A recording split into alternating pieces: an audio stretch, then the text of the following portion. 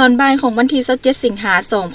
2026ที่โรงแรม Holiday Inn นครหลวงเวียงจันทน์คณะซี่นำระดับชาติเพื่อกะเกียมเป็นเจ้าภาพจัดกองประชุมทบทวนสนธิสัญญาว่าด้วยการเกิดห้ามระเบิดลูกวานรอบเวียนที่3ได้จัดกองประชุมขึ้นโดยภายใต้การเป็นประธานของทานท้องสวรรค์พรหมวิหารรองนายกรัฐมนตรีกระทรวงการต่างประเทศซึ่งมีบรรดาสมาชิกคณะซี่นำระดับชาติและอนุกรรมการต่างๆเข้าร่วมหลายกว่า150ท่านจุดประสงค์ของกองประชุมแม่นเพื่อสืบต่อติดตามกวดกาและตีราคาคืนความพร้อมขั้นสุดท้ายของทั้ง12อนุกรรมการเพื่อรับประกันให้การเป็นเจ้าภาพกองประชุมสากลดังกล่าวในระหว่างวันที่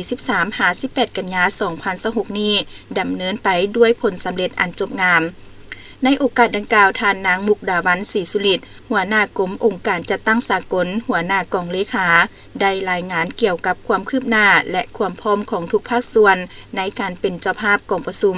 ซึ่งเป็นการหันเปลี่ยนบทบาทของสาธารณรัฐประชาธิปไตยประชาชนลาวจากการเป็นประเทศที่ได้รับเคราะห์ให้ไปสู่การเป็นผู้นำทางด้านการทูตเพื่อมนุษยธรรมสากล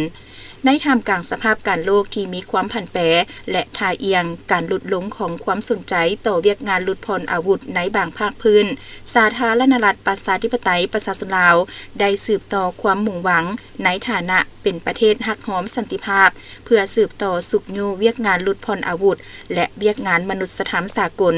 ปัจจุบันมีคณะผู้แทนลงทะเบียนผ่านออนไลน์แล้วหลายกว่า500คน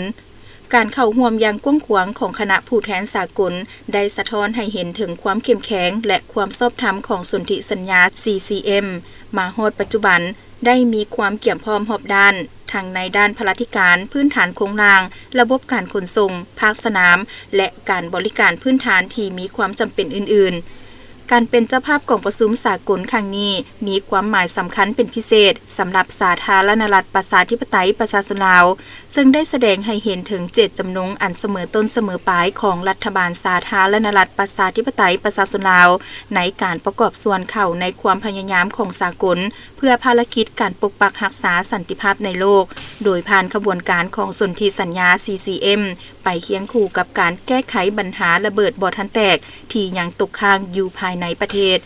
ซึ่งจะประกอบส่วนผลประโยชน์โดยกงต่อประชาชนลาวโดยเฉพาะการบรรลุเป้าหมายการพัฒนาแบบยืนยงแห่งชาติที่18ว่าด้วยชีวิตปลอดภัยจากระเบิดบ่อทันแตกท่านรองนายกรัฐมนตรีกระทรวงการต่างประเทศประธานกองประชุมได้ให้ทิศชี้นำโดยเน้นหนักให้ทุกภาคส่วนรวมทั้ง12อนุกรรมการเพิ่มทวีความรับผิดชอบและประสานงานกันอย่างกลมเกลียวที่สุดเพื่อให้มีความพร้อมห้อยส่วนห้อยในทุกด้านผลสำเร็จของกองประชุมครั้งนี้จะประกอบส่วนสำคัญในการยกสูงบทบาทของสาธารณรัฐประชาธิปไตยประชาชนลาวในเวทีสากลหมากผลทางด้านเนื้อในของกองประชุมครั้งนี้จะมีการรับร้องเอกสารสำคัญ3ฉบับ 1. เอกสารทบทวนการปฏิบัติสนธิสัญญา